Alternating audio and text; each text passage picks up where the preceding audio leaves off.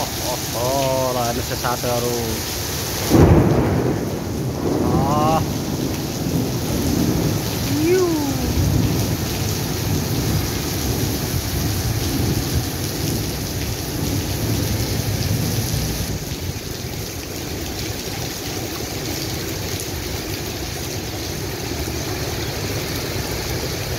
आज पुनामा पहिलोचोटि पानी परेको हेर्नु होला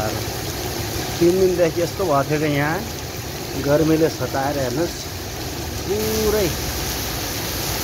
आगोभन्दा तेज भएको थियो कि बाहिरको घाम भापले तातो भाप आएर हेर्नुहोस् यस्तो ल ओहो ल यहाँ चाहिँ हाम्रो होटल हेर्नुहोस् भित्र शान्त छ हेर्नुहोस् बाहिर मान्छे एकदम खतरनाक छ बाहिर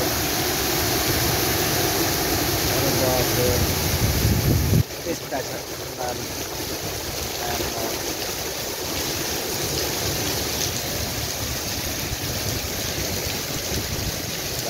सबै भलाएर उडेको छ पानी पुरा